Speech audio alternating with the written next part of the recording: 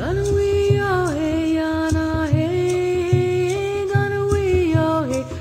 met Rockefeller through a female attorney I knew who called me up one day and said one of the Rockefellers would like to meet you. I'd made a video called Mad as Hell, and he'd seen the video and wanted to meet me and knew I was running for governor of Nevada.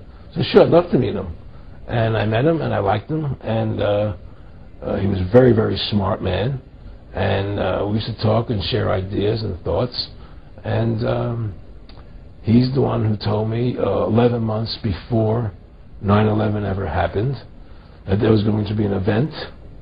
Never told me what the event was going to be, but there was going to be an event, and out of that event we were going to invade Afghanistan to run pipelines from the Caspian Sea. We were going to invade Iraq, you know, to take over the oil fields, establish a base in the Middle East, and make it all part of the New World Order. And we'd go after Chavez in Venezuela. And sure enough, later 9/11 happened, and I remember he was telling me how how you're going to see soldiers looking in caves for people in Afghanistan and Pakistan and all these places, and there's going to be this war on terror, of which there's no real enemy, and the whole thing is a giant hoax, you know, but it's a way for the government to take over the American people. 9/11 was done by people in our own government and our own banking system to perpetuate the fear of the American people into subordinating themselves to anything the government wants them to do. That's what it's about. And to create this, that there's going to be this big event, and then out of that we're going to have a war on terror, and it's just going to go on and on. Right. An endless war on terror without any real enemy. That you can never, so you can never define a winner. And did he say that it's going to be perfect because you can't define an enemy? It just goes on and on? Yeah, because you can't define a winner. There's no one who's on to beat, so it goes on and on forever. And they can do whatever they want. They scare the hell out of the American public. Look, this whole war on terror is a fraud. And was I interested in joining the Council on Foreign Relations? You know, I would have to get a letter to join them, but was I interested in that? And, you know, just stuff, you know, leading you on. And I used to say to him that I never really did that because that wasn't where I was coming from. You know, as much as I like you, Nick, you know, your ways and my ways, we're on the opposite side of the fence. You know, I don't believe in enslaving people, you know, and he would come back with, oh, I do? Or? Well, it would be more like, you know... It's better for them. Well, it's more like, you know, how do I put it? It was like,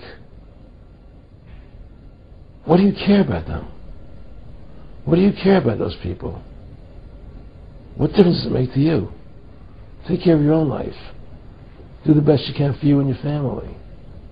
What do the rest of the people mean to you? They don't mean anything to you. They're just serfs. They're just people. I used to say to them, what's the point of all this? You have all the money in the world you need. You have all the power you need. What's the point? You know, what's the end goal? And he said the end goal is to get everybody chipped, to control the whole society, to have the bankers, the elite people, you know, the bankers and some governor controlling the world. And they said, all the people in the Council on Foreign Relations believe this way you do? He said, no, no, no.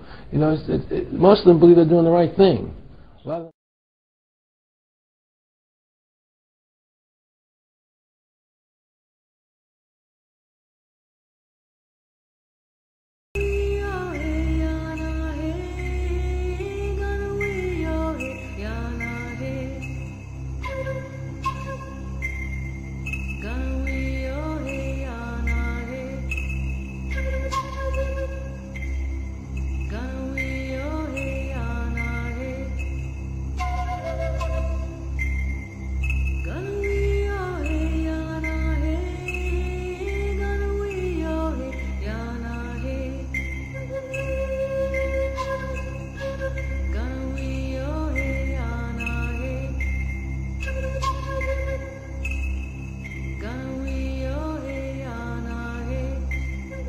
That should be obvious to people by now.